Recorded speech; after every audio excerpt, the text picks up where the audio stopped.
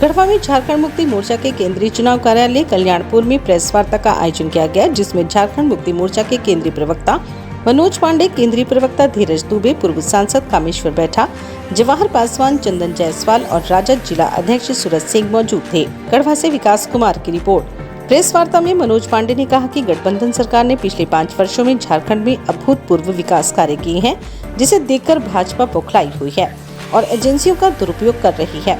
उनका कहना था कि झारखंड में भाजपा का कोई जनाधार नहीं है, इसलिए भाजपा घबराई हुई है। मनोज पांडे ने आगे कहा कि झारखंड में एक बार फिर हेमंत सोरेन मुख्यमंत्री बनेंगे और गढ़वा से झारखंड मुक्ति मोर्चा के प्रत्याशी मिथिलेश कुमार ठाकुर भारी मतों से जीत हासिल करेंगे।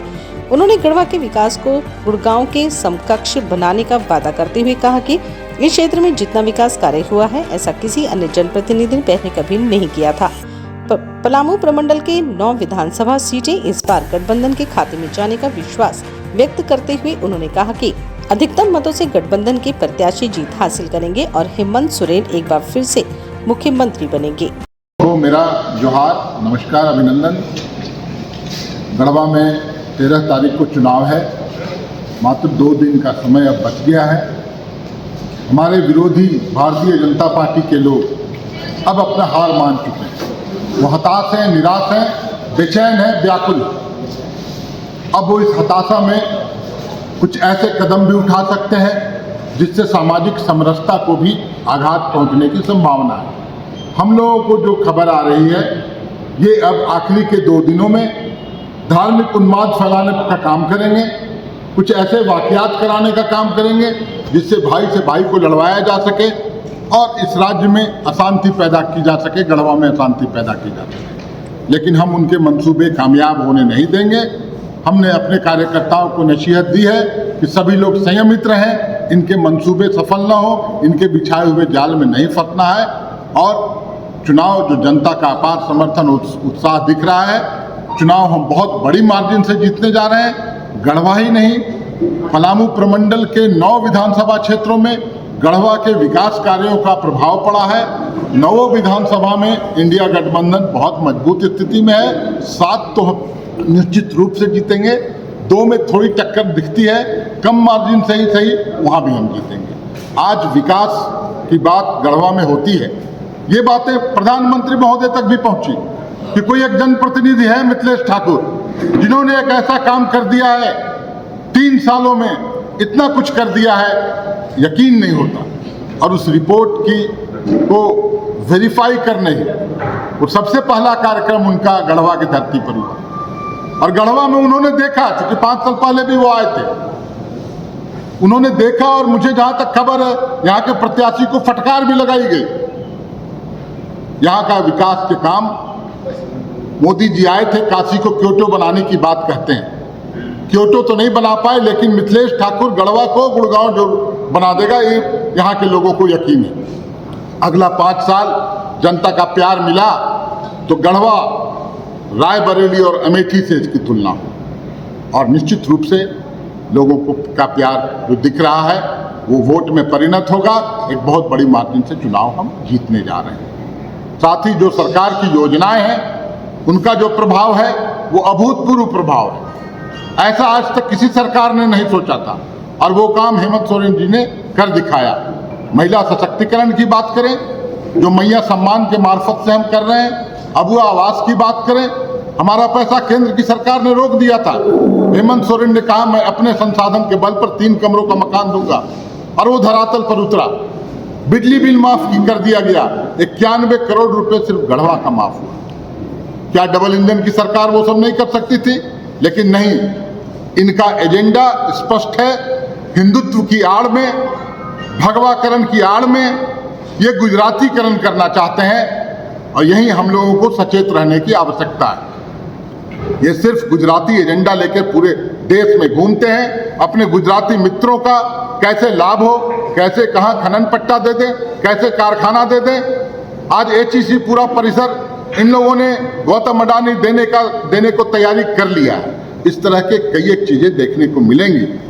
इससे झारखंडी अब सचेत हो चुका है। यहाँ हिंदू मुसलमान की लड़ाई नहीं, बल्कि झारखंडी आत्मसम्मान और स्वाभिमान की लड़ाई है। और इसको भली भांति अब हम लोग समझ चुके हैं और इनके मंसूबे सफल नहीं होने जा रहे हैं। एक बार फिर से 23 तारीख को झारखंडी सरकार बनेगी, माटी का बेटा हेमंत सोरेन फिर मुख्यमंत्री बनेगा और ये तय यहाँ की जनता ने कर दिया। जनता पार्टी में मैंने 40 साल जो अपना जीवन दिया, वो जीवन मेरा व्यर्थ हो गया, क्योंकि भारतीय जनता पार्टी में जो मैंने महसूस किया कि वहां पर गरीब कार्यकर्ता, दलित, आदिवासी, मूलवासी और यहाँ के जो झारखंडी हैं, इनका कोई महत्व नहीं है। भारतीय जनता पार्टी में जो भ्रष्टाचारी है उसका स्थान है, जो बाहरी है उसका स्थान है। और मैं यूं ही नहीं बोल रहा हूं, आप उठा करके देख ले इस गढ़वा जिला में, पलामू जिला में, प्रमंडल में, अगर भवनाथपुर में आप देखें तो भवनाथपुर के जो विधायक अभी है, जो चुनाव लड़ रहे हैं भारतीय जनता पार्टी के, वो दूसरे पार्टी से आए हुए, भारतीय जनता पार्टी के मालिक बन के बैठे हुए हैं। लेकिन उनका अगर दूसरा रूप देखेंगे तो वो जैसे दवा घोटाला के आरोपी है, भ्रष्टाचारी है। गढ़वा विधानसभा में आप देख ले, जो सत्येंद्रनाथ तिवारी आज यहाँ के प्रत्याशी है भारतीय जनता पार्टी के, वे अलकतरा घोटाला के आरोपी हैं और भारतीय जनता पार्टी के प्रत्याशी हैं। अगर आप चले जाए हुसैनाबाद में, आप चले जाए छतरपुर में, जिस मनोज भूरिया जी को घूस लेने के आरोप में उनका सदस्यता समाप्त हुई थी, आज वो भारतीय जनता पार्टी के नेता बने हुए हैं और उनकी पत्नी विधायक है। मेरा कहना है कि जितने भी भ्रष्टाचारी थे वे सब भारतीय जनता पार्टी में आ गए हैं और जितने भी भारतीय जनता पार्टी के निष्ठावान कार्यकर्ता थे, या तो घर में बैठे हुए हैं या तो पार्टी छोड़ के चल दिए हैं। और उसी में मैं हूं, क्योंकि जहां पर कोई सम्मान नहीं है, जहां पर कोई हमेशा अपमान किया जाए, ऐसे जगह पर नहीं रहना चाहिए। इसलिए मित्रों, मैंने भारतीय जनता पार्टी के प्रदेश के उपाध्यक्ष होते हुए भी मैंने अपना त्याग पत्र दिया और झारखंड मुक्ति मोर्चा की सदस्यता ग्रहण की। अब जब भारतीय जनता पार्टी को छोड़ करके झारखंड मुक्ति मोर्चा में हमने जो सदस्यता ग्रहण किया है, तो सबसे पहले मैं बताऊं कि आज गढ़वा विधानसभा में जो यहाँ के झारखंड मुक्ति मोर्चा के प्रत्याशी हैं और झारखंड सरकार में मंत्री रहे हैं, ये इनका अगर कार्यकाल आप 5 साल के देखेंगे तो 5 साल के कार्यकाल में 2 साल तो कोरोना में चला गया था और 6 महीना जो नहीं चाहते हैं भारतीय जनता पार्टी के लोग कि यहाँ पर कोई झारखंडी शासन करे, यहाँ पर राज करे, इसलिए उन्होंने हेमंत सोरेन जी की सरकार को अस्थिर करने का काम किया था।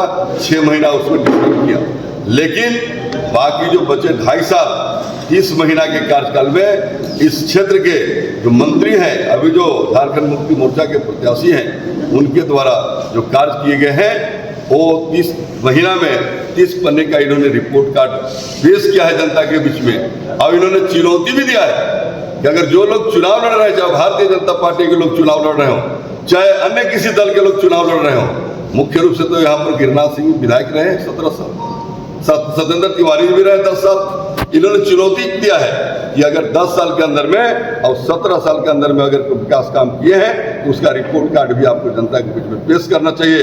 लेकिन चुनाव 13 तारीख को होना है, अभी तक उन्होंने रिपोर्ट कार्ड पेश नहीं किया है।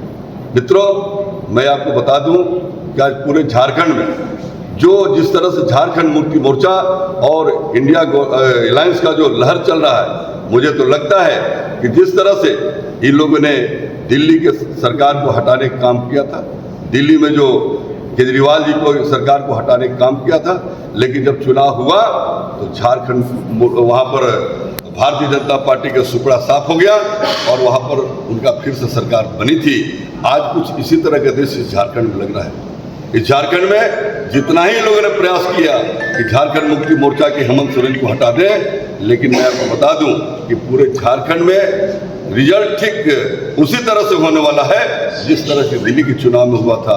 ये लोग अब हार के डर से ये जो एक षड्यंत्र रचे, हम लोग जो देख रहे हैं, हमने कहा भी था, मनोज जी से भी कहा था, अन्य लोग से भी कहा, ये भारतीय जनता पार्टी के पास विकास का कोई मुद्दा नहीं है, भारतीय जनता पार्टी के पास दलित का कोई मुद्दा नहीं है, भारतीय जनता पार्टी के पास आदिवासी का मुद्दा नहीं है, क्योंकि दलित आदिवासी को अपने यहाँ ये अपमानित करते हैं, इसलिए कोई भी दलित और आदिवासी के साथ रहना नहीं चाहता है। साथ ही विकास की और कार्य की बात नहीं कर रहा है। माननीय मंत्री श्री मिथिलेश ठाकुर जी विकास की बात कर रहे हैं, उन्हें क्यों मतदान करना चाह रहे हैं? वो जनता के बीच में जाकर अपना मेहनत किया हुआ मजदूरी मांग रहे हैं। बाकी जो भी प्रत्याशी हैं वे धार्मिक उन्माद फैलाकर हिंदू मुसलमान कर वोट लेने की कोशिश में लगे हुए हैं। लेकिन जनता अब जागरूक हो चुकी है। गढ़वा की जनता बहुत ही जागरूक है और वो जानती है कि कौन क्या कर रहा है, कौन षड्यंत्र रचकर समाज को दो टुकड़ों में बांटने का कार्य कर रहा है और कौन गढ़वा को आगे बढ़ाने का काम कर रहा है। गढ़वा के विकास के पथ पर निरंतर आगे अपने अथक प्रयास से आगे की ओर बढ़ाने का काम माननीय मंत्री मिथिलेश ठाकुर जी कर रहे हैं। तो गढ़वा की जनता ने मूड बना लिया है। अभी मैं रमकंडा, मेराल, चिनिया, डंडा और गढ़वा शहर में भी, खासकर गढ़वा शहर में इतना अधिक रुझान है झारखंड मुक्ति मोर्चा के प्रति, उन्होंने एक स्वर में कहा कि जिसने काम किया है उसी को मजदूरी देंगे और समाज में उन्माद नहीं फैलने देंगे। इसके लिए हम आपका धन्यवाद देते हैं और हम आग्रह करते हैं हमारे जो उपस्थित हमारे केंद्रीय प्रवक्ता आदरणीय श्री मनोज पांडे जी से